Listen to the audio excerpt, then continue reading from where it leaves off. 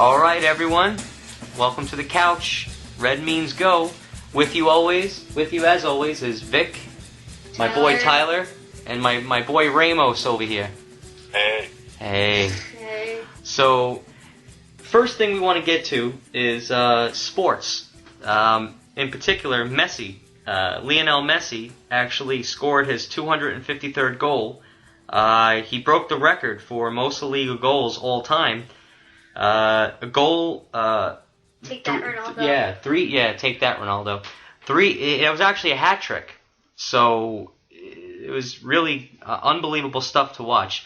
The record was held for 59 years, and guy's name was Telmo Zarra, and it was a 5-1 win over Sevilla, which is really good. The first goal was off of a set piece. It was a beautiful bend right over the wall. Really nice. The second one was the actual goal that broke the record. And it was funny because he actually scored. He slid into the goal himself, which was pretty funny. The third goal was something special. It was right off of the penalty area. Yeah. It was really nice. So I suggest, if you can get the highlights, definitely watch it. It's a piece of history. If you like them or not, I mean, I'll even mention, for the sake of being, equal, Ronaldo had a beautiful goal against Eibar yesterday. I don't know if he meant to do it, but it was a nice goal. I think it was the second goal or third goal for Real Madrid. It was pretty cool. In the 5-1 win, Neymar and Rakitic scored as well. And that puts Barcelona in second place with 28 points. Real Madrid has 30 points because, again, they beat that scrub team. So right, and we should point out, to some of the people who might not know, La Liga is a big league. It's been around for a long time. A lot of great scorers. So to own a record in that league is pretty impressive. It is, and I mean, Messi doing it by the age of 27 is it's astonishing. I mean, the guy is a true legend, and I feel blessed that I'm able to see him. And you could talk about the World Cups. You could talk about how he had his chances, and the entire team. Everybody had their chances. Some of them took it. Some of them just it just didn't happen. I mean, Germany was a very powerful team. I mean, look what they did to Brazil, for Christ's sake, and they were the host country. So, I mean, I could, at the very least, you could say Argentina didn't get killed. But I really hope that Messi can step it up, or I should say Argentina should step it up, and he needs that win, For him to be compared to the greats, I think that he really needs to win that World Cup. Right, and to put the blame on him, is wrong. We have to. I mean, Argentina, as great as they've been, as much history as they haven't won a major tournament since 1993. I think there was a Copa America in 1993. Yeah. You've had a drought. The talent there's been a lot of talent, but they nationally, internationally, they've taken a step back, and hopefully they can build on what happened in 2014, and we can see where it goes from there. But there needs to be more of a supporting cast out there, That's true. Next time around. You definitely need a supporting cast, and Argentina had that, in Mascherano. I'm not sure they had that in that scrub that plays for Napoli, but I don't know. Yeah, well, they also losing Di Maria was massive. Yeah. Like when they lost him, That's that put true. all the pressure Di Maria on Messi. Di Maria was something else, I mean, I just hope that for his sake, I mean, I really think that the naysayers, my father included, I think that they would still hold Maradona above Messi, and I guess the public at large, the people who care, they'll always look at the new generation, and I'm sure I'll be guilty of it, in 25 years, God willing. If another kid comes along that's or even Messi's kid, Thiago, if he comes along, and God help him if he's a soccer player, but if he comes along and shows some promise, he's destined to be in the shadow of the greats before him, and that's and that's okay. But you have to look at the guy, and you have to at least acknowledge the guy's great. He's simply the best player in the world right now. And, that's all there is to it. That's it. That's it. Tyler, what do you have to add? I think Messi's goal is pretty cool. He thinks Messi's goal. You might want to elaborate a little bit on that one. Did you? Sixth, Yeah. Well, yeah. What are your thoughts on that goal? How did you think it was such a nice goal? Because obviously it's his record-breaking goal. Yeah. And it's a special moment. Special moment in sports. Craziness. Well, the Green Bay Packers also did pretty good today. Yeah. 3 consecutive. Well, they squeezed this one out. They squeezed it out. I don't know. Someone was constipated, I guess. But I didn't see the game. I saw the flashes, the score flash up. And I know they were up by 10, and they were up by 3. You never felt like they were going to lose that game. You just knew that they had it in control, and it was one of those games that they were going to wind up pulling out. And, Detroit. Yeah. Detroit has lost 2 in a row. They have. If the Packers are first, they have a tougher schedule than the Lions. The Lions play the Packers one more time. If everything the last goes game the way it is, the Lions win. The Packers can still lose out on the division, a tiebreaker. And I think the division is massive this year. It is. The division is massive. Getting a bye is massive. You're not going to have an easy game in the first round this year.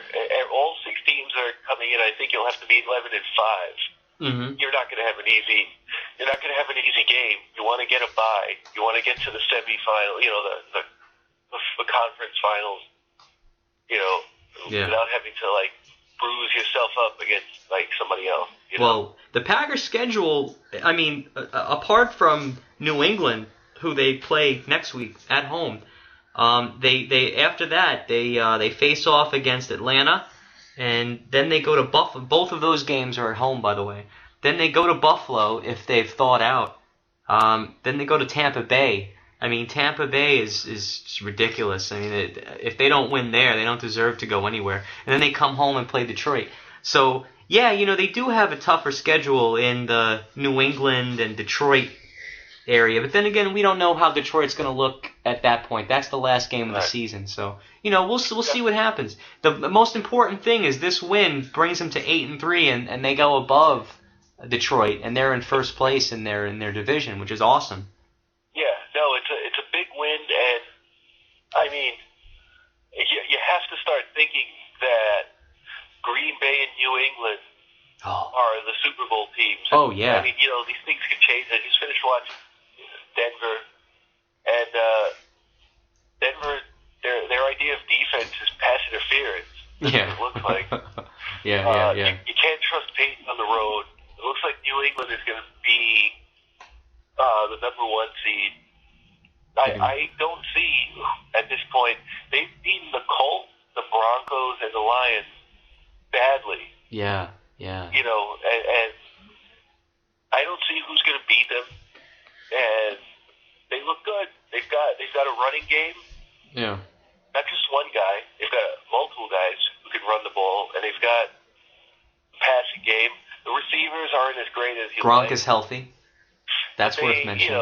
With the quarterback they have, they can work. And Brady. Green Bay, it's just Green Bay's got a running game. That's dangerous. Yeah, Lacey. They have a running game in Lacey. I mean, the guy. What did he run for? He ran for 100+ yards today. He ran. What did he see? He ran for 125 yards, 25 carries, and 1 touchdown. So No, it's looking like if you don't win your division this year, you're going to have major issues getting into the wild card is overloaded. Talking about the Niners, speaking of wild card, they're not going to catch the Cardinals. They hung on today to beat the mighty Skins 17-13. Wow. It was another RG3 classic today. Wow. And it was they're 7-4, hanging on by the skin of their teeth. They've got 2 games against Seattle, including Thanksgiving. Mm. They've got a game against San Diego. I mean, and somebody else, I forget who. Good teams. You know, they have a very tough schedule. They have to win 5 out of 6. I'm thinking you have to win 11 to make the wild card. And except for the Saints, you know, the Saints will probably win the division at 8-8 or something like that. They'll just win the division and be in. But Yeah. other than that, you've got to be 11-5. Well, let's not forget that this is the NFL. I mean, you know, the Patriots could lose really bad against the Packers next week. You know, the Jets might win a game. I mean, this is it's the NFL. I mean, crazy things can happen. No offense, Ramos. Well, you know, Trust me, I didn't take any you know, as offense. a Jets fan, I have to stick up for this team. You know, it's getting harder and harder, but with Nick at quarterback, you know, they look better. Percy Harvin is there. They look better. They could win tomorrow. They look a lot. You know, They got the Monday night game. Somebody, you know, it's not out of the question that they could beat you know, one of the next, you know, New England even. Not that they're as good as New England, but I wouldn't. If you told me this five weeks ago, I'd laugh, you know. But, Right. but the team they've got an offense now, and you know, we'll see. Well, although, like, that secondary is still putrid. Well, I did catch some of the New England game, and Revis is tearing it up over there, man. Yeah, You guys miss him. Revis, yeah. Well, I mean, they get rid of him and they get Harvin, you know. So I mean, one of the main one of the main reasons why they say they got rid of Revis was because of his attitude in the locker room, you know. And I'm sure that Percy Harvin was the same thing. I'm just sure that they wanted to give the quarterback in Seattle the money, you know. And I'm not sure that Percy Harvin wasn't a panic move. It's a good move, but like they wanted to save some money. The GM, yeah. You know, you want to show that you're doing something. Everybody's getting on the GM. Jets fans like Rex Ryan. Say what you will about Rex Ryan, but Jets fans have a soft spot in their heart. I do myself. Well, I think they should get rid of him. A lot of Jet fans. They should get rid of him. We would rather have Rex Ryan come back than I mean, it's unrealistic. You can't have another general manager with a leftover head coach. It just doesn't work. But yeah. you know, you were rooting for Rex. You know, even though he talks too much and all that stuff. But maybe this was a panic move by the general manager. You know, get Percy Harvin in here. But a big name. Well, yeah, but Seattle. They say that Seattle let him go because he was a big pain in the ass in the locker room.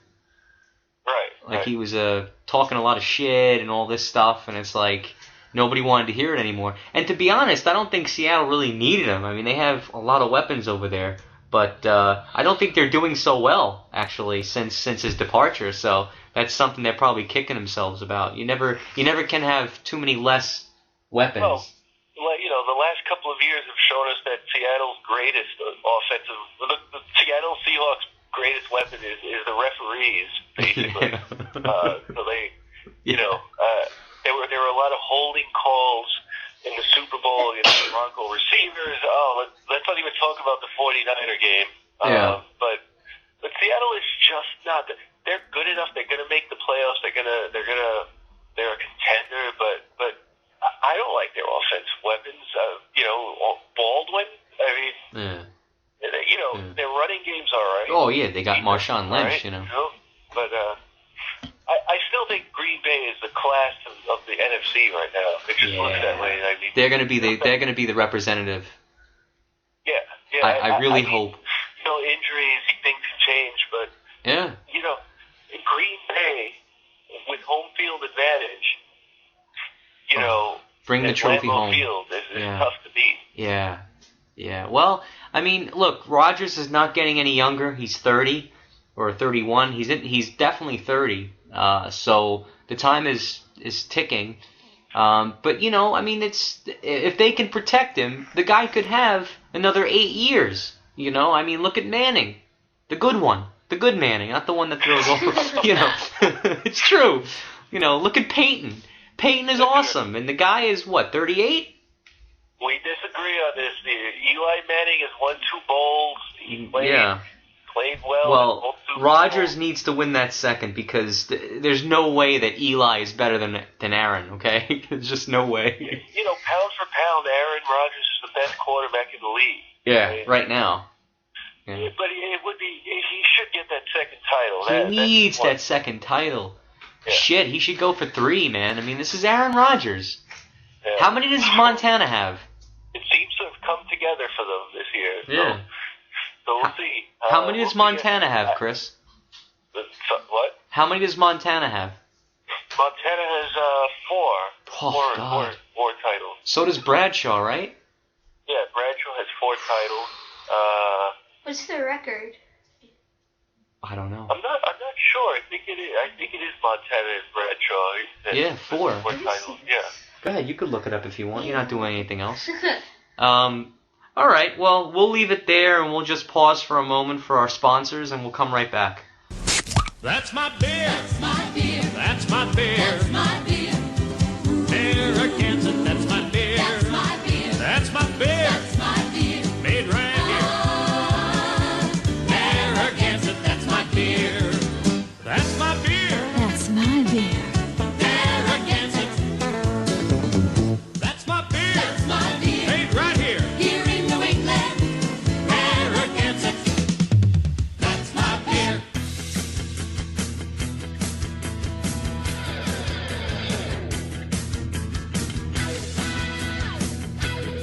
Are you getting frustrated with your comic shop?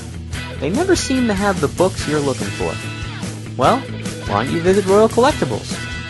They have a large selection of newly released books, as well as back issues.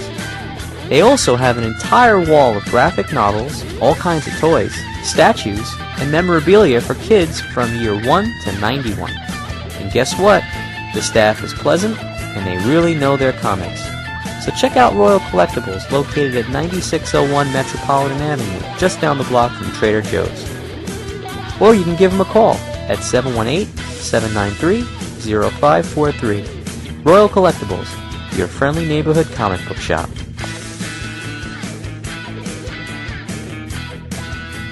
Alright, we're back.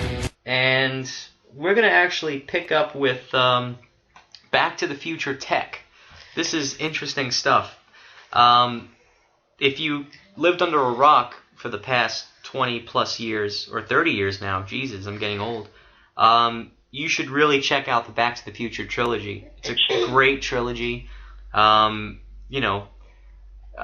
Just greatness about a kid who has to go back in time to, save his parents, or save himself, actually. But the technology from Back to the Future 2 is coming true, slowly but surely, with the hoverboard.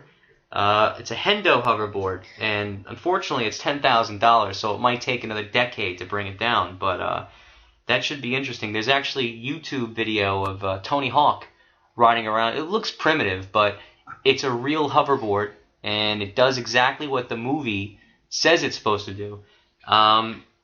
Nike, actually, on this subject, Nike is going to be releasing their sneakers with power laces, much like the movie. I don't know if it's going to look like the movie. I'm sure they'll make it look like the movie, but it's going to be out in 2015, which is, oddly enough, the year that Michael J. Fox has to go to into the future in the second one, 2015.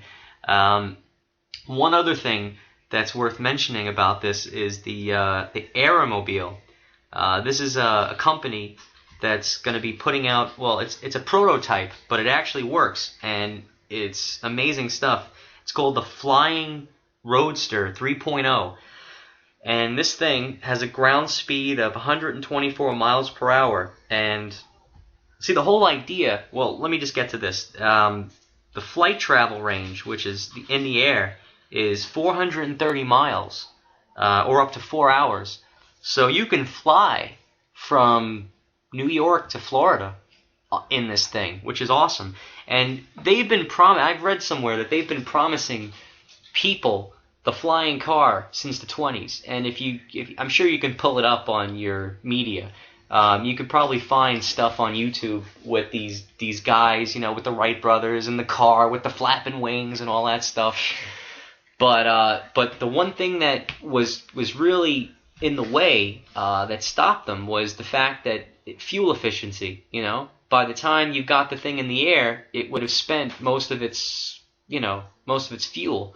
So this flying car is possible. The only downside is it doesn't work like in the movie. You need space to take off and land. And the vertical thing doesn't work because you'll spend pretty much 3/4 of the fuel reserve that you have in your tank to get it off the ground. So, you know, this is really crazy stuff, and I love the fact that they're getting it all out there in 2015. But you know what? the hoverboard is awesome. I heard about the flying car, that they aren't so sure about it because they're not so sure about the air crashes. Well, I guess, see, the Right. thing is, and I'm sure Ramos, you'll agree, I mean, I'm sure you're going to need a whole new license. It's not exactly a pilot's license. You'll definitely need some kind of road license. That's a given. But how high can these things fly? Who's going to be, once you get airborne, who's going to be governing? Are we going to have airborne police? I mean, you know, it's not going to work like in Back to the Future. So I'm sure that you're going to need a specialized license, probably a piloter's license, you know? I guess how do you pull someone over? Exactly. Like, do we have airborne police? I mean, are they in helicopters policing the skies, you know? I don't know. And if you do have to get pulled over, where the hell do you land? What if you're over a body of water, you know? Do they give you space, or I don't know. I don't know how they're going to govern that. But there's a lot of issues with the flying car. But It sounds like it could be done. It just sounds like it would require like logistics. I want to say though, there are inventions from 2015 from Back to the Future 2 that are already in existence. please share. Sorry. Share. Right. There's also like a Google Glass kind of thing. They have the Yeah, glasses. I've seen that. I've seen that Internet the Google glasses. glasses. Oh yeah. And there's something that there's some sort of rhythm thing. I forget what it's called that you use to like put somebody to sleep. You kind of knock them out if they're nervous or something for a flight. You just zap them with it, and Jesus. so yeah. So that stuff exists, you know. But also video phones. Right, You know, Skype. there's a scene where Skype. he's talking with somebody talking in the the television screen, and there's the video game that they play at the birthday party that doesn't require a remote control. Right? So there are a few things that have already happened that they were right on, which is pretty interesting. You know. Oh yeah. That's You know, that's And crazy. that's good. Yeah. Yeah. Tyler wants to share a movie that he wants people to watch, that he's been watching religiously for I don't know if it's good or bad, but please share, Tyler. You went over my helmet? I was supposed to say that. Sir, no, please. Alright, so anyway, Spaceballs. I think it's the best comedy movie ever. Well, What's that? I didn't hear that. I think it's the best comedy movie ever, but I wouldn't know because, you know, most of the comedy movies are probably like rated R or something. What movie? Spaceballs. Spaceballs. Oh, okay. May the Swords be with you. Yeah. For sure. That's hilarious. Yeah, it's really funny. And some of the scenes in there are like, some are racist, some are like really funny. Oh yeah, those are the best scenes. The racist ones. What the hell's wrong with you? I think what he means is that the scene, they're like satire, you know, like they illustrate racism in our society and poke fun at Exactly. people who would be racist. Right. Druidia. Druid, She's a yeah. druid Right. princess, you know. Yeah, it's like satire, it's Archie Bunker humor, I guess. You Yeah. know? We found shit. You poke fun at people who like really like feel that way. Oh, it is a great movie. I remember seeing it, you know, as a kid, and probably even younger than Tyler, because my parents were crazy. They let me watch all kinds of movies. I'm sure your parents let you do the same. It's I saw Terminator when I was like Yeah. 6 years old. That was pretty crazy. And then when when the bad scenes came, they were like, just cover your eyes. And I would always Yeah, peek. I didn't get that. I didn't even get my eyes covered. Yeah, wow, that's awesome. Your parents were like new age, man. That is awesome. It's like, and here it is. Yeah, I Yeah, remember yeah. Children of the Corn when I was like 10 years, 10 more years. something like that. That was pretty scary. The movie isn't that scary till there's that scene at the end where the voice comes out of nowhere. What, the Exterminator? Oh no, I was talking about Children of the Corn. Oh, Children of the Corn. Oh, okay. There was Children of the Corn too. I got to see that without my eyes covered. Jesus. Well, I have to say, Nightmare on Elm Street from the early 80s, I must have seen that when I was, I don't know, 8, 9. So good. They're so good. Those Yeah, movies are so good. but the only thing is, every time I saw it, I had nightmares for a week, but I still, something inside of me, I think there's something inside of people that want to be scared. It's some kind of gene that's in you. You just want to be Yeah. scared. No, it's just that you're psychotic. Or I could be crazy. Well, there's that, but no, I think that a lot of people find fear to be exhilarating. It's the same reason why like people jump off a cliff, with like Yeah. a rope tied to them, Or a bungee cord. Yeah. I wanna do Bungee that. cord. Oh my god. But yeah, bungee cord. But Yeah. this is why people climb A out. rope. People. Oh, that's good. That's good. Listen, while we're recommending media, I'm halfway through Lot 81. You guys already know I have a Stephen King obsession, but there's a short story that he only released in Kindle, and Lindsay's Kindle.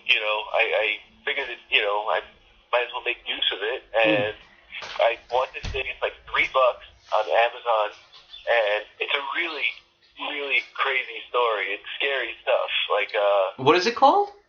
Lot 81, I think it's called. Lot Yeah, Lot 81? 81. Yeah, or Mile 81. It's called Mile 81. Oh, okay.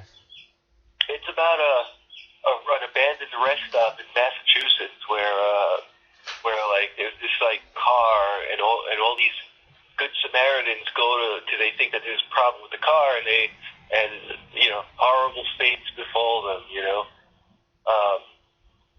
Pretty good stuff. It's like he hasn't really done any straight up horror lately, so to see this is pretty recent. It's pretty good. What's he been doing? He's been doing fantasy, like more like fantasy. Like there's something Like- about like time travel with JFK and all that stuff. Oh, wow. I think that's called November 22nd, 11/22/63. Well, Yeah. so he's done more like that kind of stuff. He's really a good writer. He can write about anything. Yeah. But it's good to see him go back to like horror. I mean, that's the horror is what really made him. Yeah. Yeah. Sure, yeah. I mean that's his bread and butter, sure. Oh, of course. Yeah. Stephen King. Stephen King. I never really gave the guy a lot of attention growing up. I mean, I liked. I didn't like him. I'll tell you that everybody that I spoke to, and I thought the same thing through because I'm more, I was always more of a Clive Barker. guy. Yeah.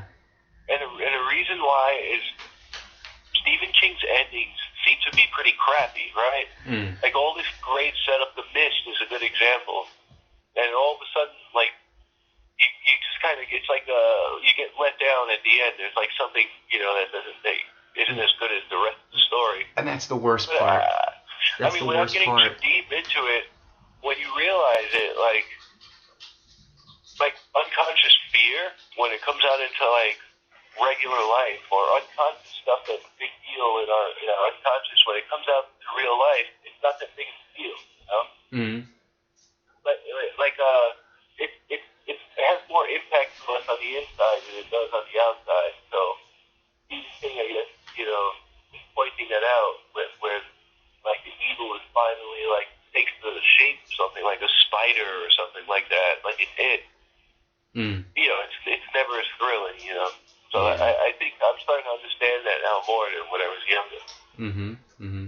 Well, it was probably the only movie where it was strictly based on King's book. And again, I have to stress, I haven't read a single thing that he's done.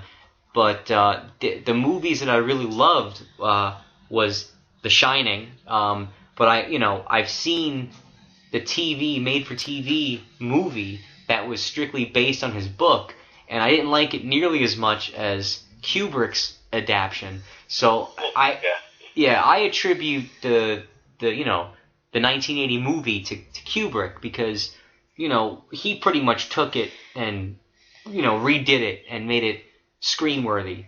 And I say that because he did. He pretty much took control of it and did his own thing and kept the main aspects but changed certain key things. Come on. In the TV version, the guy was running around with a I don't know, a mallet. Yeah, he was running around with a mallet. Where he something simple like that. He gave Jack Nicholson an axe. So which is more scarier? A mallet or an axe, So, but then it is different though, and I think I'm gonna leave you with this because I'm sure that you've read the book, because you're a big Stephen King guy. I think it was probably my very favorite and only Stephen King love. It was a great miniseries. It really was, and if people haven't seen that movie, definitely check it out. John Ritter, Annette O'Toole, Tim Curry plays the clown. Great movie. Oh yeah. Although the book, leave orgy scenes, like understandably so, because it's like. Oh, of course, yeah. TV. Jesus. John Ritter was an underrated actor. That guy did so many great things. Yeah. Stay Tuned, underrated movie. Tyler, you should check out Stay Tuned one day. It's really good. Stay Tuned, yeah. Problem Child.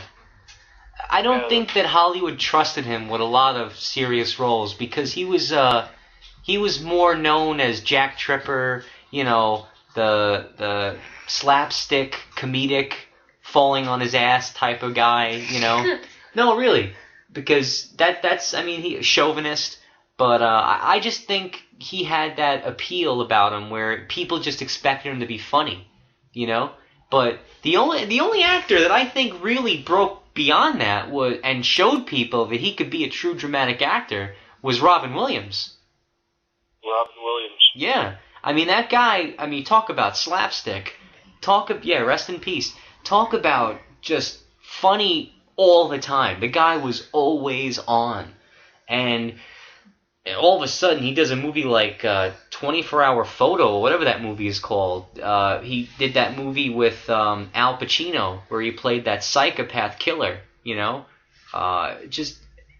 did some really dramatic roles.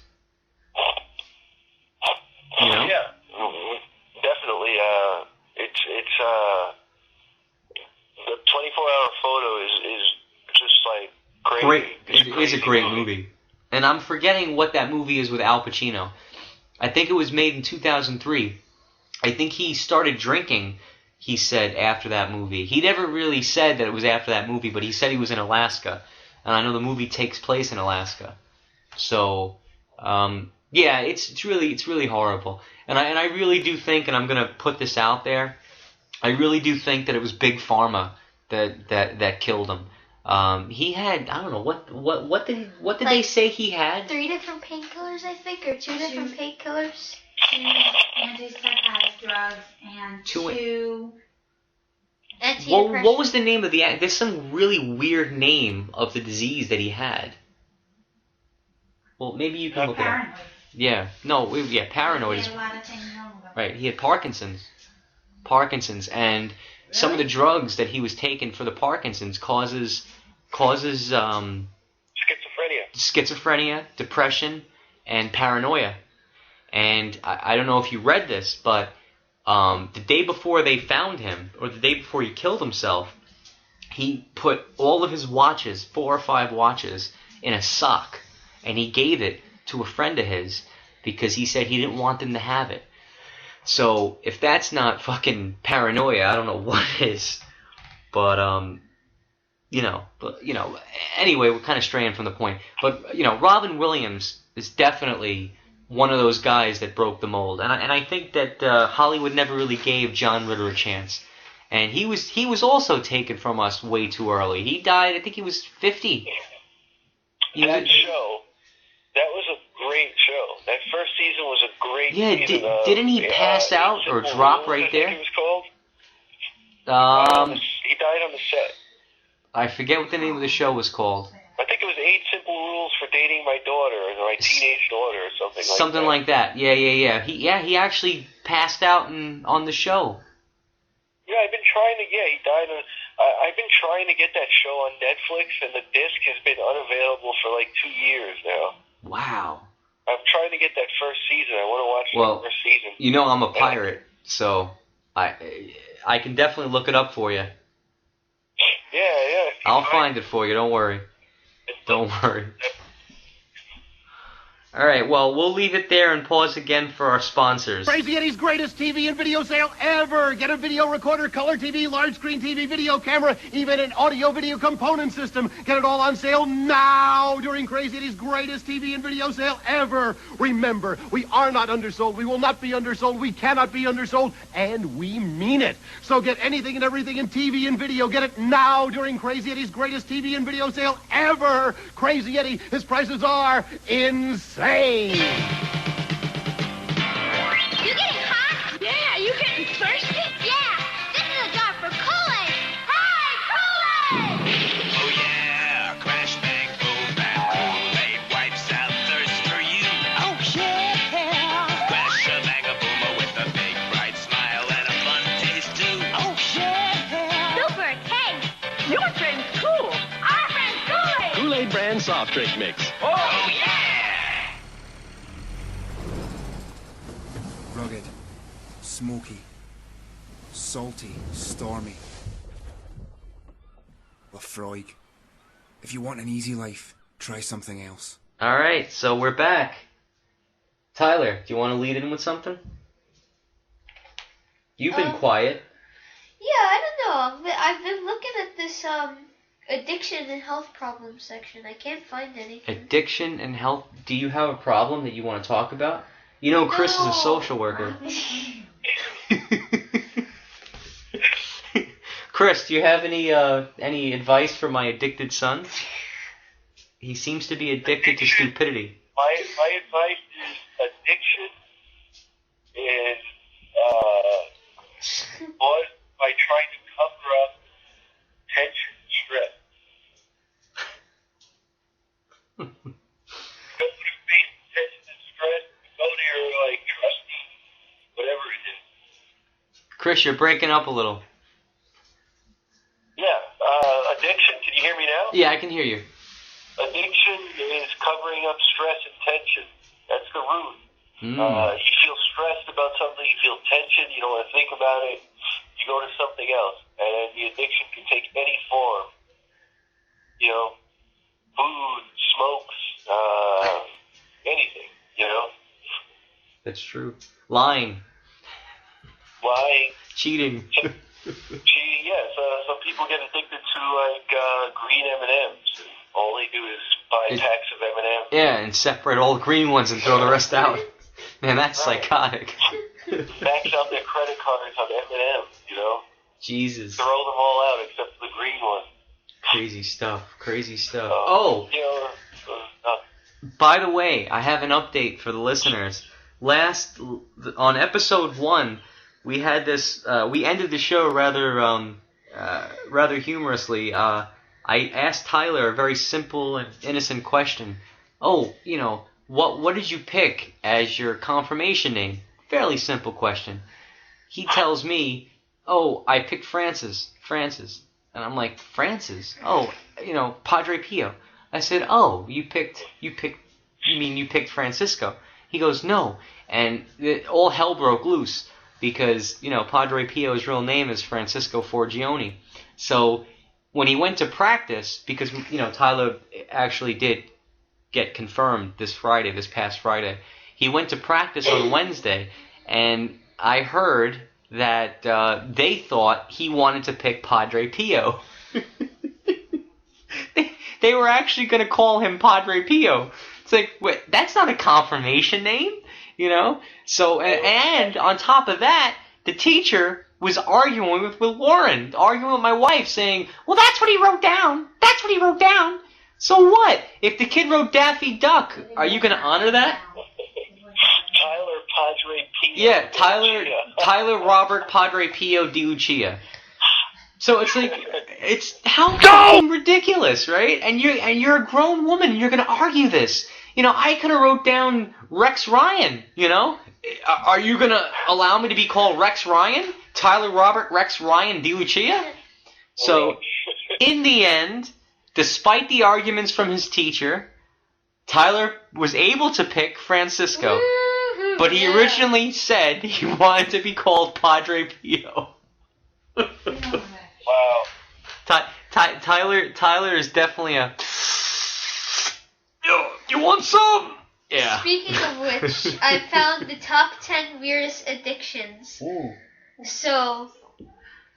That was unrehearsed. Wow. One of the addictions are putting the fun into funerals. Putting the fun into funerals. 2, sausages and the food sausages. Well, what did you think? What do you think I thought you said? Jesus, Tyler. Diet Coke. Wigs. Diet Coke. Drinking blood. Drinking blood. What website are you on? Mirror.co/ The Mirror? Mirror.co/.uk/news/ Oh my God, the Brits. Drinking blood. Yeah, people do that. That's an addiction. Funerals. Yeah, you said. Tanning. Coffee enemas. Coffee enemas. Loud Wow. music. Ice chewing. Coffee enemas? The web. The web.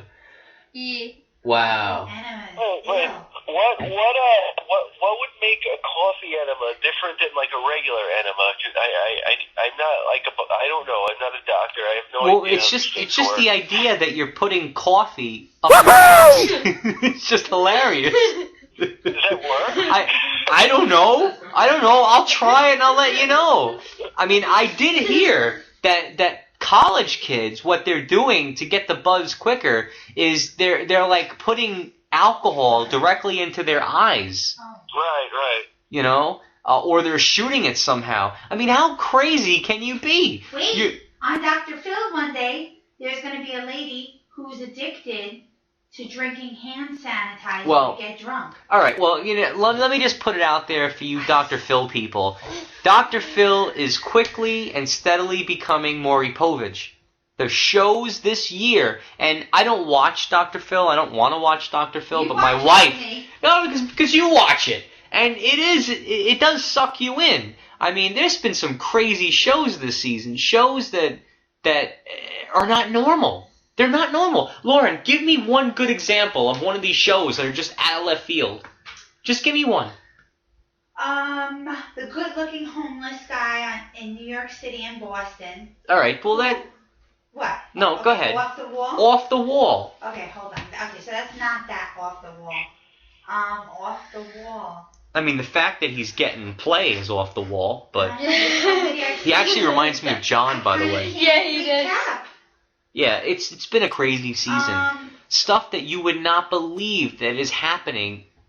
A boy that's been kept in a closet for how long? For years. And the kid was all, emaciated and skin peeling off. Yeah, it's like, what the hell are you doing? Pounds and he's 5. Yeah. But the stepmother that lived in that home didn't know a thing about it. Thought that he was fine. The only thing that Dr. Phil doesn't have is that large dude that jumps onto the stage when fights break out, which I'm sure is gonna look.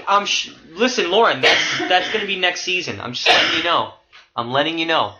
The Dr. Phil is like a hair away from becoming Maury Povich.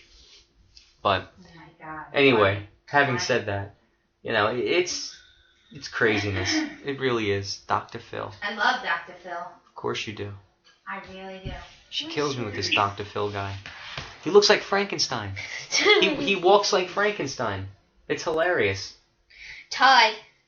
Todd, yeah, Todd. I have a huge problem. The drunken gay guy who complains about everything. I am not going to Texas. I am not... Dr. Phil, you send me to Texas, I'm gonna leave. I'm walking off this stage. And all I keep saying, I literally almost threw something at the fucking screen. How dare you? This guy, give me some help. I'll make up shit. To get some free shit? Are you kidding me? I'll make it up. Yeah, I'm a drug addict.